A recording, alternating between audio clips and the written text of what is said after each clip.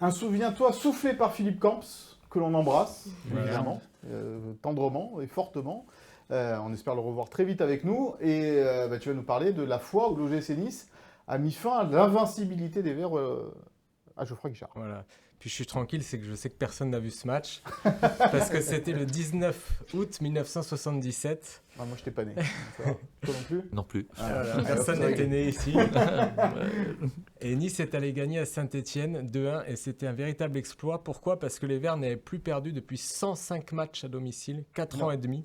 105 matchs, c'est énorme. Hein. Énorme.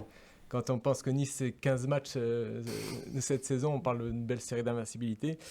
Triple champion de France en titre, la grosse équipe des Verts, hein, Kurkovic, Lopez, Batné, Rocheteau. Et pas mal de tensions avant le match. Pourquoi ? Parce que l'année précédente, c'est le fameux match au Ré avec la main de Lopez, arbitré par Monsieur Wurz. Et pour ce match de la saison suivante à Geoffroy Guichard, qui arbitre ? Monsieur Wurz. Ah Voilà. ouais. Alors, il y Déjà, a déjà il y des avait déjà soucis de des ségrégation à à l'époque. L'arbitrage, Et il les cherche sentait bien les aussi. coups. Ah ouais. Et Nice avait une belle équipe. Alors, précisons pour ceux qui ne s'en rappellent pas, Monsieur Wurz, c'était quand même le meilleur arbitre français de l'époque. Voilà. Voilà, Ouais. malgré tout. Robert de son. Le plus connu. Mm. Et Nice avait une belle équipe, mais se déplace chez les Verts avec Dominique Baratelli blessé, Aïe. fracture d'un doigt.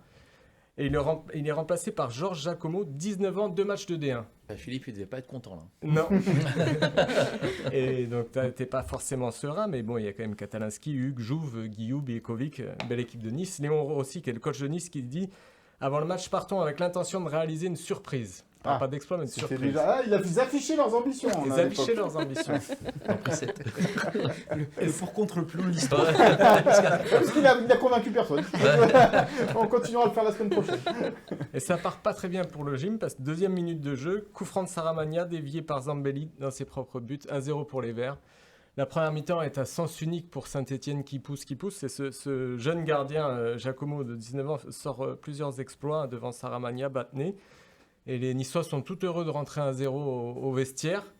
Et la deuxième mi-temps, la physionomie du match change complètement. Et On a des photos hein, qui peuvent... on a quelques photos. Ouais. Hugues qui déborde à droite, centre pour Biekovic qui trompe Kurkovic. Il y avait Internet.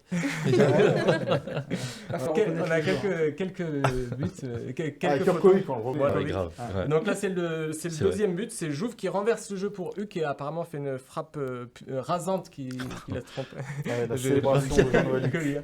Et là, c'est la photo de joie à la fin. Donc les Verts sont tombés chez eux devant 30 000 spectateurs. Et qu'est-ce qui se passe à la fin ? Une bagarre. Pas du tout. Monsieur Wurz C'est vient les années s'excuser. 70. Ah. Le chaudron d'honneur. applaudit Ah, Wow. l'exploit des Niçois. Ouais. Et à la fin du Incroyable. match, Roger Rocher, qui est le président historique des Verts, déclare « Ils le méritaient, ils nous ont battus à la régulière ».